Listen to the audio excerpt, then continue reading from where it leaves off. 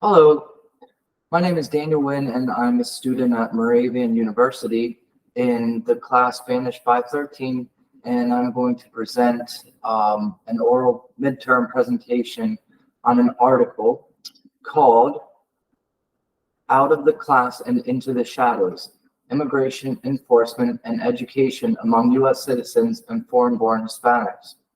The authors are Jose R. Buccelli, Joaquin Alfredo Angel Rubalcaba, and Edward D. Vargas.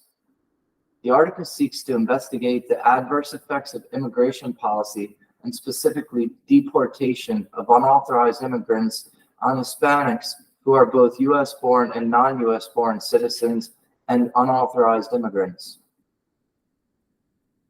Between 2014 and 2018, U.S. Immigration and Customs Enforcement conducted over 500,000 arrests throughout the interior of the country. Although enforcement efforts aim to curtail unauthorized immigration, these actions can also affect U.S. citizen Hispanics through ethnic targeting and increased psycho-emotional distress. Hispanics, individuals in low-wage occupations, and those with police records are significantly more likely to proceed as unauthorized immigrants by the general public and immigration authorities. Both U.S.-born and foreign-born individuals suffer psychological distress due to the increased risk that immigration enforcement and activities pose them, their families, and others in the community pose to them and their families and others in the community. Furthermore, evidence suggests that the adverse impacts of immigration enforcement are likely not limited to unauthorized immigrants, but that they also spill over to other groups in their communities. Since 9/11 happened, U.S. immigration authorities ramped up the enforcement of immigration laws to detain and deport undocumented immigrants in the country's interior. This realignment in immigration enforcement priorities was achieved through the enactment of the 2002 Homeland Security Act, which placed U.S. Customs and Border Protection, or ICE, and the U.S. Citizenship and Immigration Services under the newly created Department of Homeland Security. Since then, the federal government has spent over $33 billion in immigration enforcement agencies and activities, which resulted in approximately 5.8 deportations between 2002 and 2019.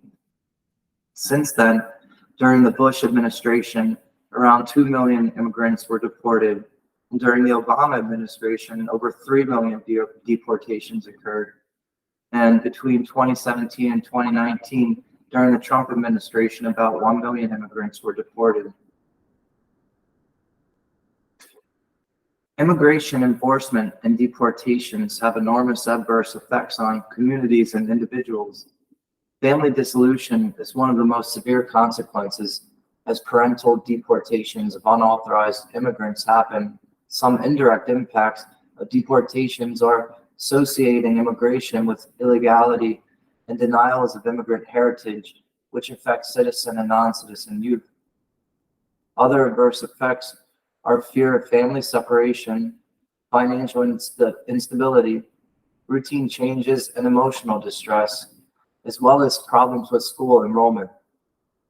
There are many factors that contribute to these adverse effects, and one model that's used to examine them is the social ecological framework, which shows the interaction of the individual, family, and community characteristics and the impact of immigration enforcement on children.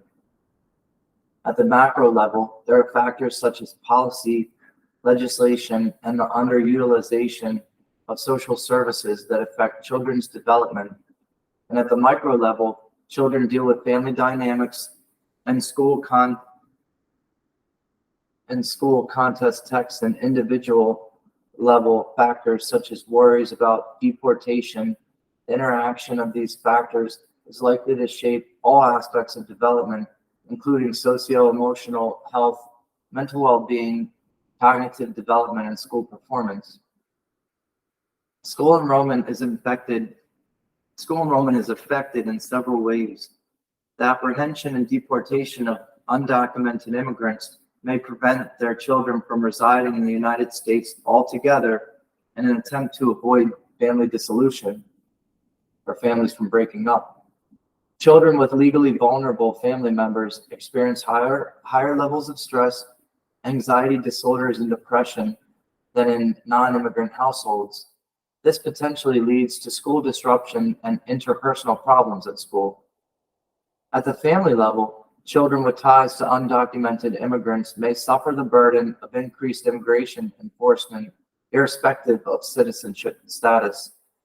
Latino children report fear of family instability and separation even when all family members are documented.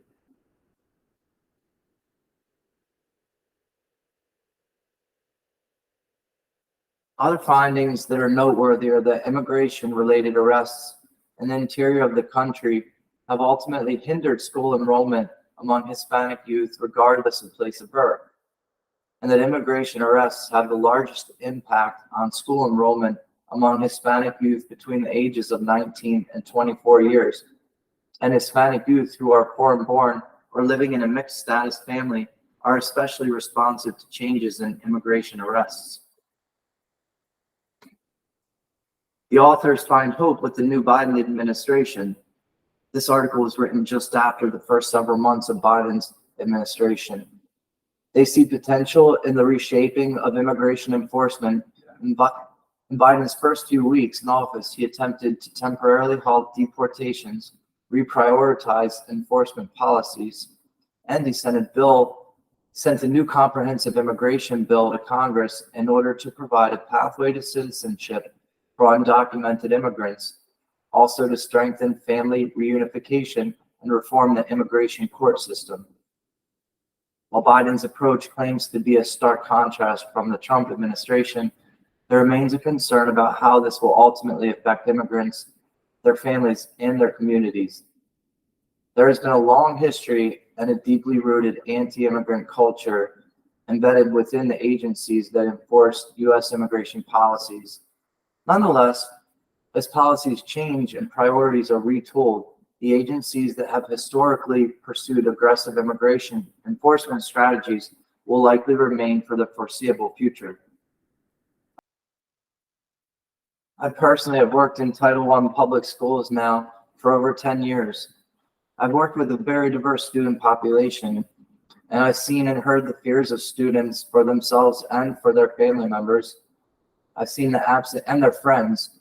I've seen the absenteeism run rampant for years among Hispanic and Latino students. Weekly, monthly, there are students that I don't know why they're not there, what's going on, but surely it's family concerns because of things such as was mentioned in this article. It's very sad that our government and country prioritizes policies that have such terrible effects on human beings and on our children.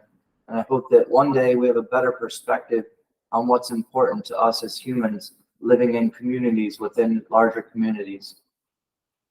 Thank you for listening, and I hope you enjoyed the presentation.